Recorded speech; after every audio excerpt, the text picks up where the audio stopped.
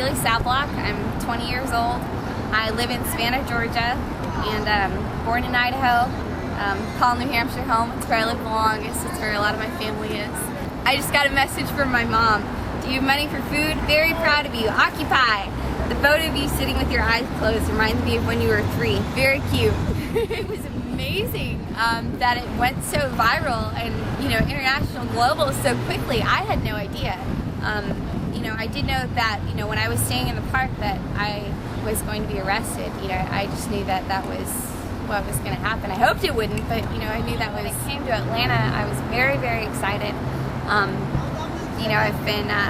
been watching it. We just had our 1-month birthday yesterday, and I was just able to come down for my first weekend Friday. I made it here, and there was a protest Saturday where we tried to stay in the park, and then a very brave girl, Lily, she ended up being the only one who stayed Saturday night, and she was arrested. And then many of us went on the sidewalks and some of us went on the streets, and there was a horrible, it was truly tragic. We had, I can't really give a fair estimate of police officers, but judging from the fact that there were 300 the night that I was arrested, there had to be 500 or 600. There was at least double of those police officers in the streets.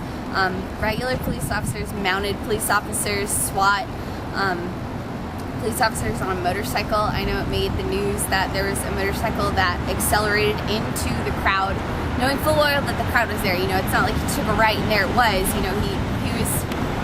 It was a scare tactic, I guess, to get us to disperse. And the boy who was hit is actually facing felony charges for assaulting an officer.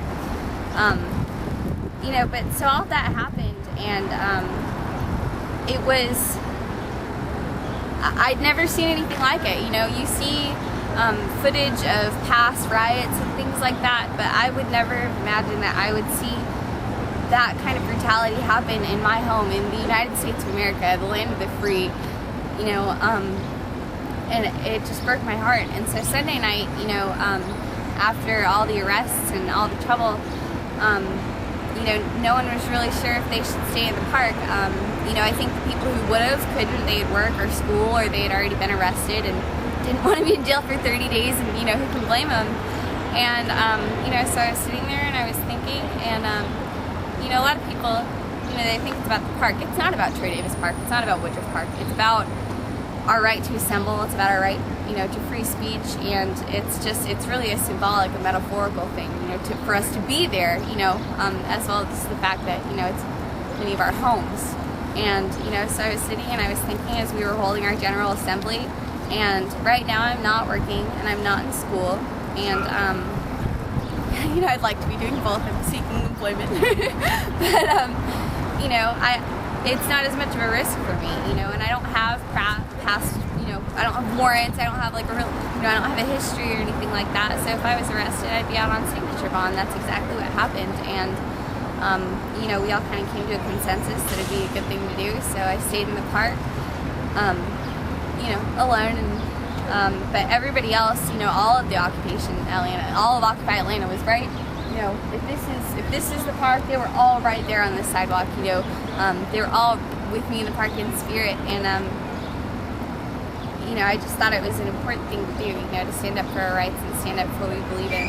And I wouldn't take it back for the world. I think that's going to be one of the moments that I look back for 50 years from now and feel proudest about. It was actually a Occupy Atlanta idea to wrap myself in the flag. I know that it was definitely a group decision, and we all weighed in on it. And I know I was concerned, the upside down flag. I know that it meant, distress, but I didn't want people to think it was unpatriotic. But I think that a lot of people understood that this was just, distress. This was despair. This was pain and seeking healing and reconciliation. Wednesday night, probably going to take the Greyhound home. But I've got family back in Savannah. My mother, my little sister, my puppy, my kids. So I've got family back there waiting for me, and I have family back in New Hampshire. My dad, my stepmom, my little brother, my baby sister. And so I know they all, while they're proud of me and they support support me.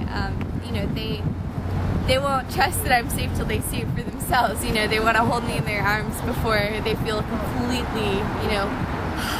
So I'll be returning Wednesday night, but I'll definitely be back at Occupy Atlanta as soon as I can. I mean, hopefully within the next couple of weeks, if that long.